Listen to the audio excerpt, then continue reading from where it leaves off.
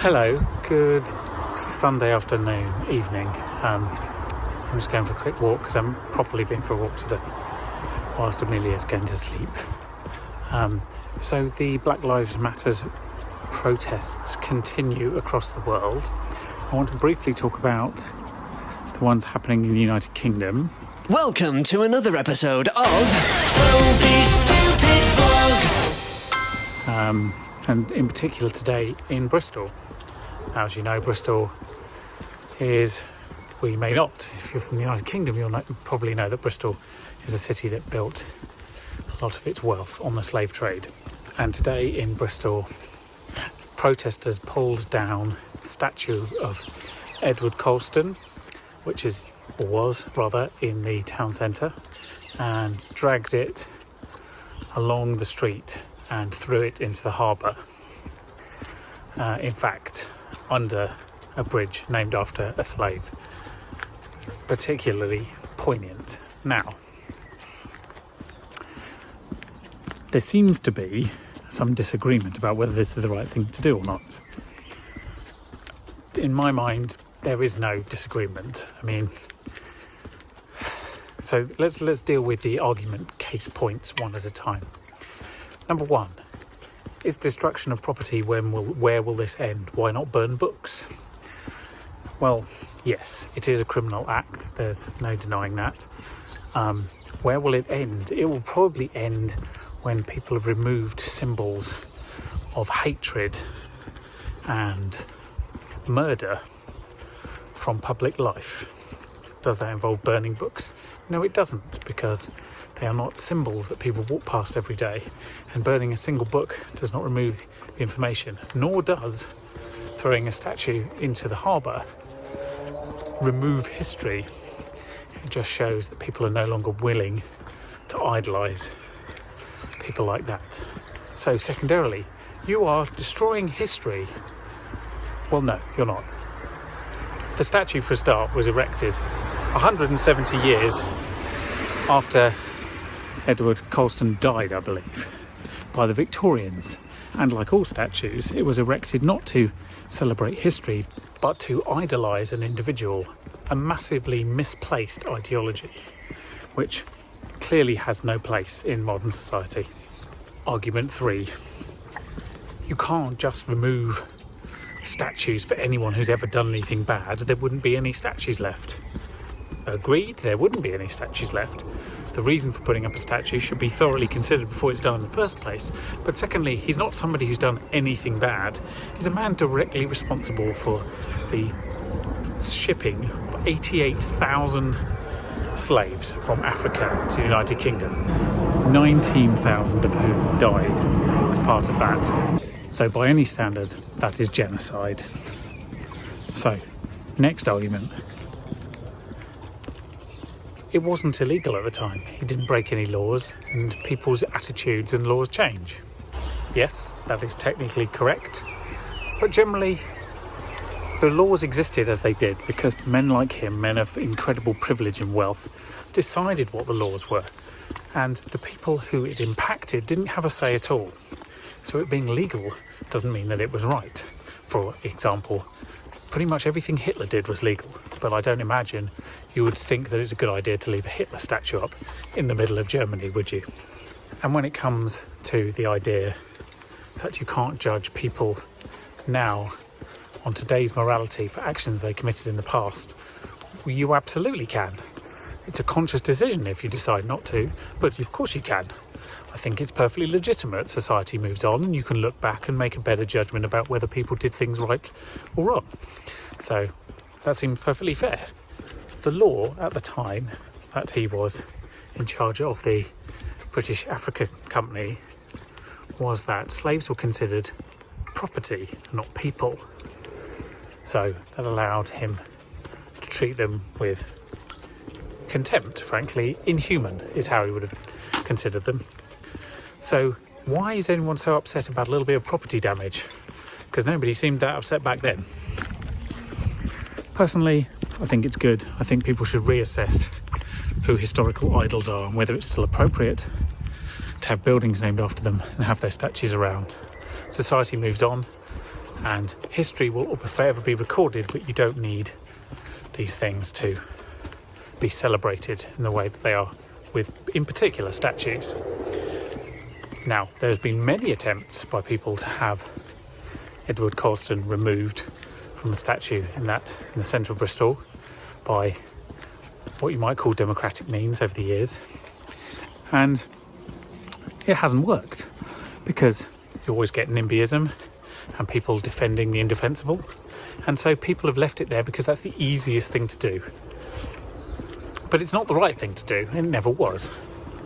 And so this is merely part of what you might consider reparation. So lastly, if you think there is a real issue with people tearing down statues that are erected in idolisation of bad people, then ask yourself this: what is more important? Property, like that statue, like shops, what have you, or people's lives? It seems very simple to me, but obviously not to some others. The only complexity here is actually twofold. Number one, I believe the statue is protected. I believe it's under a protection order from English Heritage or something that ilk, which means that it would be criminal to deface, damage or remove it. So are English Heritage going to enforce that law? If they do, I think that would be very poor judgment. Secondarily, and I think maybe more importantly, is if it's been dumped in the harbour and becomes actually an obstacle to shipping, then there might be reason to move it or remove it. But that would be the only legitimate one. I would suggest it should probably stay in the harbour if it possibly can. The correct place for that statue for the last 60 years has been in a museum. But every single opportunity to do the right thing and remove it from the town centre has been missed. This is what happens if politicians don't listen. The idea that you can somehow expect democracy to suddenly spring up and remove a statue because you need it to appear to be the legitimate will of the people is a nonsense. And if you don't listen to people, then revolution is ultimately what follows. And this is a tiny revolution in the removal of one statue, but a very worthwhile one, I believe. I think Bristol will probably have to take a long, hard look at its history and its naming of places and statues and people and what have you, and do something a bit more proactive than it has done up to now. Bristol has a black mayor, and I hope that that means that they can move on in a useful way, and by move on I mean start removing these idols, but it remains to be seen. He hasn't been the most successful mayor up to this point. He certainly lost a lot of the people who supported him, but this was a good opportunity to win back a bit of public trust, I would suggest, and there strikes me there's no one better for the job. So I wish him luck, and I hope that the name Colston is removed from buildings and what have you around there, and they might want to think about also merchant venturers who were really, in the early days, largely made up of slave traders as well. So, and I realise that's a society that still exists, but I think it's very important for a place like Bristol to stamp its modern view of the world on its city. Hi there.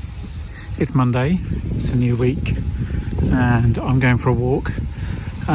Crystal and Amelia have gone to visit Crystal's aunt and uncle, Amelia's great aunt and uncle, and I've got a couple of hours to myself. I kind of hoped actually that there would be some work to start, but it has not started.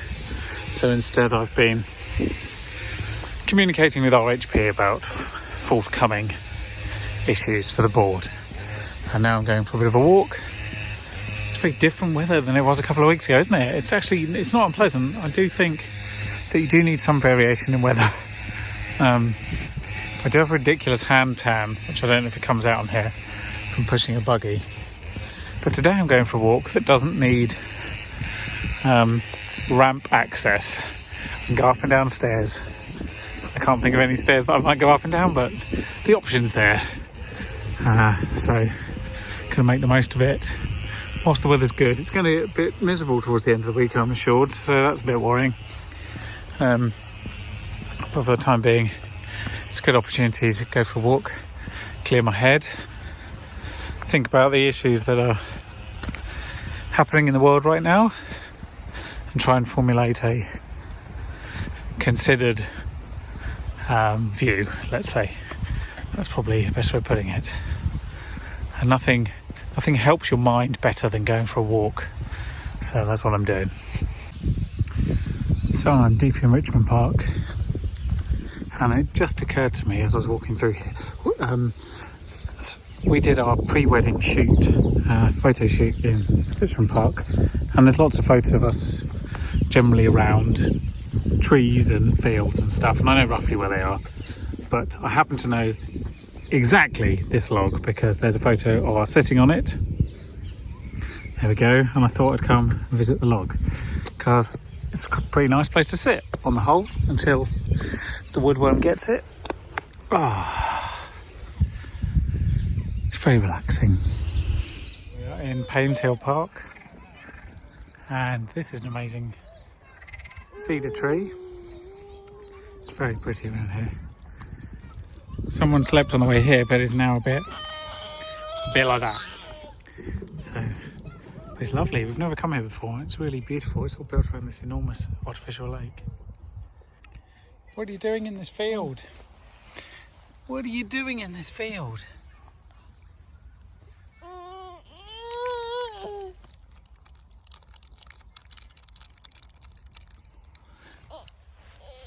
You're a very small person to be in such a big field. If you've ever walked down Williams Lane in Mortlake, you might be surprised to see these rather grand gates in front of quite a new house, and that's because these are not the gates for this house. These gates have been here a lot longer than the housing estate, and if you've lived in Mortlake a while, you might remember these as being the gates to the bowling green that used to be here, but still quite grand gates for a bowling green. But what you might not know is that they weren't built to be the gates for a bowling green, unsurprisingly maybe. They were in fact not even here originally. They were preserved because they were nice gates, but they were in fact moved from about 100 metres down there, down here, or more precisely roughly where these new corrugated iron parts of Mortlake Brewery, formerly Watney's Brewery, now lies. Now, they used to be quite a grand entrance in front of a grand red brick house. That house was called Cromwell House, and it was, for the last 30 years of his life, the home of Edward Colston, who has become more famous in the last week than he has in the last 100 years. And he lived there until he died, and then the family sold the house and it passed ownership several times, and then eventually fell into ruin and became derelict, and was eventually knocked down and swallowed up by the ever-increasing size of the brewery. But at least the people of Mortlake had enough good sense to not try and immortalise that man so obviously as the Victorians did in Bristol. This whole area, the old brewery, and some of the grounds here, the sports field, are currently being planned to be redeveloped. Some of the field will remain, but there'll be a new school and what have you. They haven't yet come up with names for like the school or the buildings or the roads that will go through here, but one hopes that they might name them sympathetically to the cause of the abolitionist movement. Amelia, where are you going? Out. And how are you going to get over the barrier? You're going to climb it? Oh, that's a scary thought. I know, you're hungry. Permanently. It It is Friday and we have come into Kew. This is all done on a pre-book system nowadays. We've come in, the weather was quite good this morning. We've had a picnic, Amelia's had her lunch, now she's out. And the weather was always going to turn this afternoon, and it has. So hopefully we're due to meet some friends of ours in here in the next hour or so as well, which is quite convenient. I can just smell grilling. I wonder where that's coming from, because that's not open. But yeah, it's a nice day and it's nice to be back in Kew. We sort of book to come every 2 weeks at the moment, and it's very soothing because, as I've mentioned many times before, it is my garden. So anyway, I need to do a word of the week because it's a Friday. And what should this week's word of the week be? So I think the word of the week should be racism, because if you're going to talk about it, you kind of need to know what the word is in various languages. So let's talk about racism. So that's the word of the week. First of all, in German, it is der Rassismus.